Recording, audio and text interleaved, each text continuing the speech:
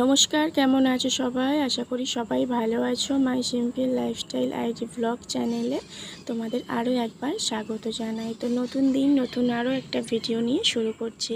তো সে দিনটি ছিল রবিবার। তো তোমাদের বলেছিলাম যে ডন্ডি কাটবো, ছেলের জন্য মানসিক ছিলাম। তো দেখো, ছেলে আর আমি ডন্ডি কাটবো বলে বেরিয়ে পড়েছি। তো এখন প্রায় বাজে 11টা, সাড়ে 11টার মতোই বাজে। তো রোদ কিন্তু প্রচণ্ড উঠেছিল সেই দিন। তো মা, আমি আর ছেলে যাচ্ছি। তো তোমাদের দাদাভাই যাবে একটু পরে, ও একটু কাজে গেছে। আর এখানে মানে যেখানে বাবা হরির মন্দির তার কিছুটা পরেই আছে বোনের বাড়ি। তো সেইখানে আমার মা যাবে, আমার ডন্ডি কাটা হয়ে গেলে বোনের বাড়ি যাবে। মানে দুই মেয়ের বাড়ি এক জায়গায়। তো মা বলছে আমার কী জ্বালা হয়েছে, এখানেও যেতে হবে ওখানেও যেতে হবে জানো। তো দেখো, এখানে ডন্ডি কাটার জন্য লাইন পড়ে গেছে, অনেক লাইন। আর এখানে গৌর চান করাতে গিয়েছিল বাড়ি বাড়ি। তো এই যে যারা গৌর নিয়ে আসছে তাদের পা ধুইয়ে এরা মন্দিরে উঠবে, তারপরেই ডন্ডি কাটা শুরু হবে। তো সবাই পা ধুইয়ে দিল, আমিও একটু নমস্কার করে নিলাম, ছেলে, মা, আমি। আর দেখো, তারপর এখানে ডন্ডি কাটা আরম্ভ হয়ে গেছে। আর এখানে না ক্যামেরা করতে বারণ করা ছিল, তো সেই জন্য আমি কোনো ক্যামেরা করিনি। তো প্রথমে একটুখানি ক্যামেরা করে রেখেছিলাম। আর মা আমার যেহেতু ডন্ডি কাটা হয়ে গেছে, মা চলে গেল বোনের বাড়ি, তোমাদের দাদা ভাই দিয়ে আসলো। আর আমি বাড়ি চলে আসব। তো সকালের দিকে সেরকম কিছুই শেয়ার করা হয়নি তোমাদের, কারণ আমি একা গিয়েছিলাম। তো সেই জন্য ক্যামেরা কিছু করা হয়নি। তো যেটুকু পেরেছি তোমাদের সাথে শেয়ার করেছি। আর ডন্ডি কাটার সময় ক্যামেরা করতে বারণ করেছিল কমিটি থেকে। আর দেখো, এখানে ডন্ডি কেটে আমি আর ছেলে বসে আছি।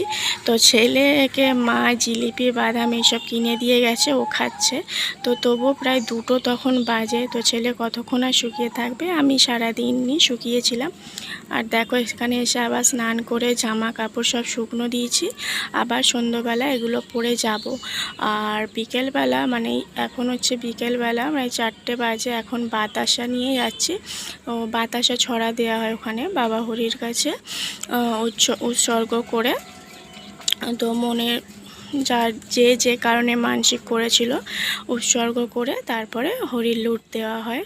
তো আমি আমার ছেলের ওজনে বাতাসা দিয়েছিলাম। আমার ছেলে 3.5 কেজি ওজনের হয়েছিল। তো 3.5 কেজি বাতাসা আমি ছড়া দিয়েছিলাম। আর তোমাদের দাদাভাই দেখো এখানে বাতাসা উৎসর্গ করে নিয়ে এসছে। প্রচুর ভিড়, হয়তো তোমাদের সাথে ঠিক করে শেয়ার করতে পারিনি। তো প্রচুর ভিড় হয়েছিল জানো। তো এত বাতাসা এখানে ছড়া দেয়, এত বাতাসা, মানে কি বলবো, মানে যেখানে লাগবে আর কি ফুলে যাবে, এত দূর দূর থেকে ছোঁড়াও হয়। তো মানে মানে কত লোক নিজের চোখে না দেখলে না কেউ বিশ্বাস করতে পারবে না। হয়তো ক্যামেরার মাধ্যমে এতটা দেখানো যাচ্ছে না, আর একটা উপোস করে কতটুকুই বা ক্যামেরা করতে পারি। তবে সন্ধ্যার পর অনেকটাই ক্যামেরা করা হয়েছে, কারণ তখন আমার জায়ের মেয়ে গিয়েছিল। তো অনেকটাই ক্যামেরা করে দিয়েছিল। তো সন্ধ্যাবেলার অনেকটা মুহূর্ত তোমাদের সাথে আমি শেয়ার করব। তো এটা হচ্ছে বিকেলবেলা। তারপরে এই যে তোমরা দেখতেই পাচ্ছ কত লোক, এটা ক্যামেরাতেই দেখা যাচ্ছে, কিন্তু ক্যামেরার বাইরে আরও অনেক লোক ছিল। মানে যিনি বাবা হরির মন্দির তো মাঝখানে, পুরো চারিদিক দিয়ে লোক ছিল। তো এই সময়টা আমরা গিয়েছিলাম। তারপরে আবার বাড়ি এসে আবার সন্ধ্যাবেলা যে জামা কাপড় পরে ডন্ডি কেটেছিলাম সেটা পরে আবার গিয়েছিলাম। ধুনো পোড়া হবে, তারপরে পুষ্পাঞ্জলি দেওয়া হবে, তারপরে বাড়ি আসা হবে। তো প্রায় ধুনো পোড়া, পুষ্পাঞ্জলি দিতে প্রায় 9টার মতো বেজে গিয়েছিল।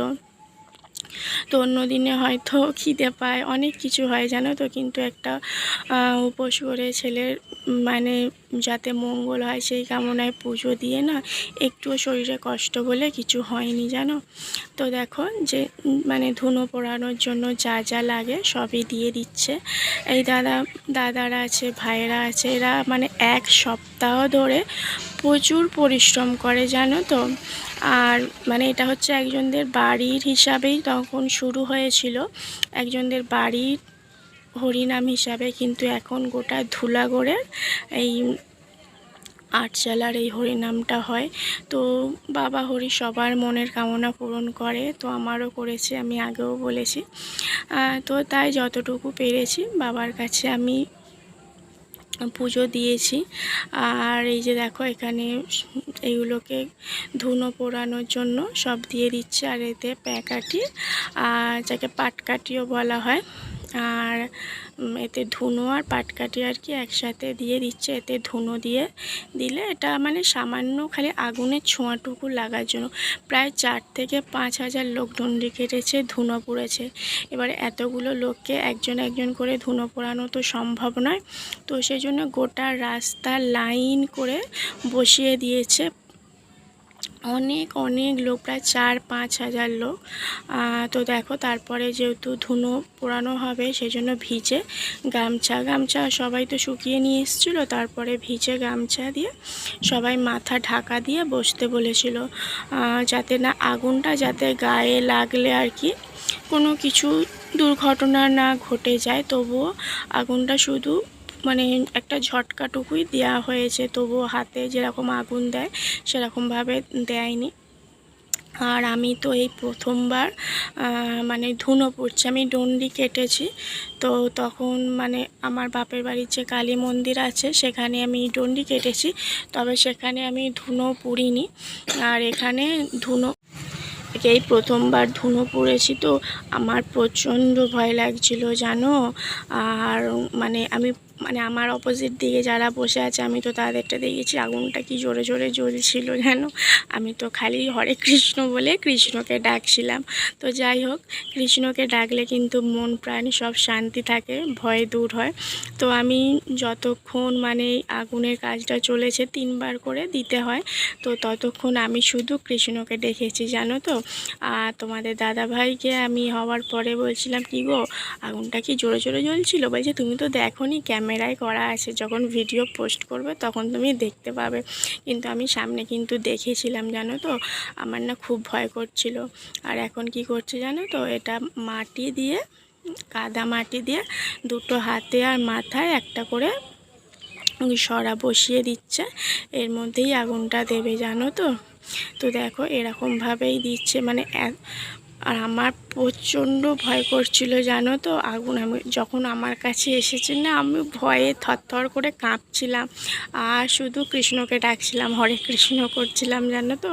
সত্যি কৃষ্ণ নামে অনেক শান্তি আছে, ভয় দূর হবে। আমি তো আমার ছেলেকে সব সময় বলি, যখন তুমি ভয় পাবে তুমি কৃষ্ণকে ডাকবে, হরে কৃষ্ণ বলবে, তো তোমার মন শান্তি হবে, সব দেখবে ঠিক হয়ে যাবে। তো প্রথমে যে দাদা দিচ্ছিল অনেক তাড়াতাড়ি দিচ্ছিল, তো আমার খুব ভয় করছিল। আর এই যে শেষের যে দাদাটা দিচ্ছে, তো আমাদের চেনা জানা, ও আবার আমাদের বাবাকে বলছিল তোমাদের দাদাভাইকে বৌদি আছে বলতে, না আবার আমাকে একটু আস্তে করে দিয়েছে, মানে দেবেই না এরকম আর কি ভাবছে, জানে আমি কতটা ভয় পাই জানো। তো তারপরে অনেক লোকের ব্যাপার যেহেতু, তো সঙ্গে সঙ্গে কাজ করছে আর সঙ্গে সঙ্গে তুলে নিচ্ছে, তোমরা দেখতেই পাচ্ছ সবটা। আর এরপরে না সবাই সবার কোলে বসছে দেখো, সবাই সবার কোলে মানে বাড়ির লোক যারা ছোট আছে, নাতি হয় নাতনি হয়, এরকম সবাই কোলে বসছে। আর আমার ছেলে আর আমার জায়ের ছেলেও তো আমার কোলে বসেছিল। তো আমার ভাগনা মানে আমার ননদের ছেলেও এসেছিলো। তো পরে বলছে, আমি তো জানতাম না, তাহলে জানলে তো আমিও তো তোমার কোলে গিয়ে বসে পড়তাম। তো তারপরে দেখো ধুনো পোড়ার কাজ মিটে গেল, এবারে হবে অঞ্জলি দেওয়া। তো আমার জায়ের মেয়েও বলছিল আমি বসবো, আমি বলছি না, আমার এমনি পা ব্যথা হয়ে আছে, মানে ডন্ডি কেটেছি, তো ডন্ডি কাটলে না পায়ে খুব ব্যথা হয়ে থাকে, কার হয় জানি না, তবে আমার হয়ে মানে আগের বারও কেটেছিলাম হয়েছিল তো। তো এবারও প্রচণ্ড ব্যথা হয়েছিল, ওষুধ খেতে হয়েছিল, তবে ঠিক হয়েছে। আর তারপরে দেখো এখানে অঞ্জলি দেওয়া হচ্ছে। তো অঞ্জলি দেওয়া হয়ে গেলেই আজকের মতো মানে পুজোর কাজ সব হয়ে যাবে। তারপরে মালসা ভোগ বেরোবে, মালসার ভোগ খেয়ে সবাই সবার উপোস ভাঙবে। তো দেখো তারপরে অঞ্জলি দিয়ে আমরা মন্দিরের কাছে চলে এসেছি। এসে এখান থেকে চরণামৃত নেব, নিয়ে তোমাদের দাদা ভাইও আছে, তো এখানে মালসা ভোগ বেরোবে, চিঁড়ে মুরগি ফল এইসব দিয়ে একটা ভোগ হয়, ভোগটা খেয়ে তারপরে উপোস ভাঙা হবে। আর তো দেখো শেষবারের মতো আমিও বাবা হরির দর্শন করতে চলে এলাম, আর তোমাদেরও একবার করে দর্শন করিয়ে নিচ্ছে। তো তারপরে দেখো এখানে এখনও পর্যন্ত এত ভিড়, যারা মানে এখনও যাদের বাচ্চা হয়নি, যাদের অনেক কিছু মানে বুক চিরে রক্তদান এরকমও অনেক মানসিক করে থাকে, তারা এইসব কাজগুলো এখন মন্দিরের ভিতরে করবে।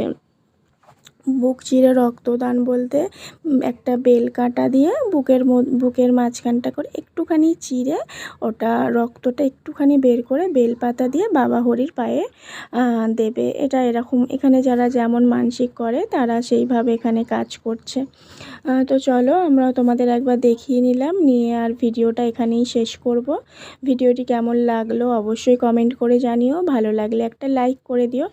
আর আমার নতুন বন্ধু যদি কেউ এসে থাকো, আমার ভিডিওটি এতক্ষণ ধরে দেখে থাকো, যদি ভালো লাগে তাহলে একটা লাইক করে দিও, আর আমার চ্যানেলটি সাবস্ক্রাইব করে আমার পাশে থেকো, আর যাতে পরবর্তী ভিডিও পোস্ট করার সাথে সাথে তোমাদের কাছে নোটিফিকেশানটা চলে যায়। আর দেখো বাবা হরির মন্দিরটা আমি পুকুরের ওপার থেকে তোলা হয়েছিল, আমার জায়ের মেয়ে তুলেছিল, কত সুন্দর লাগছে। আর তোমাদের যে ভোগের কথা বলেছিলাম, এই দেখো ভোগ, চিঁড়ে মুরগি দিয়ে ভোগ, আমি এই ভোগ খেয়ে জল খেয়েছি। আর এখানে বাতাসা আছে, আর বাতাসা আমি যে ছেলের নামে বাতাসা ছড়িয়েছিলাম, আমি বাতাসা কুড়িয়েও ছিলাম ছড়িয়েও ছিলাম, তো তার থেকে কিছুটা রেখে দিয়েছি। এবার এটা সবাইকে দিতে হয় এগুলো, তো বাপের বাড়িও পাঠাবো, নিজেরা খাবো, ননদকে দেব দিয়ে। আর রাতে দেখো ওর সেজমা লুচি আলুর দম করেছিল, এটা রাত্রিরে খেয়েছি। তো চলো বন্ধুরা, আজকের মতো টাটা।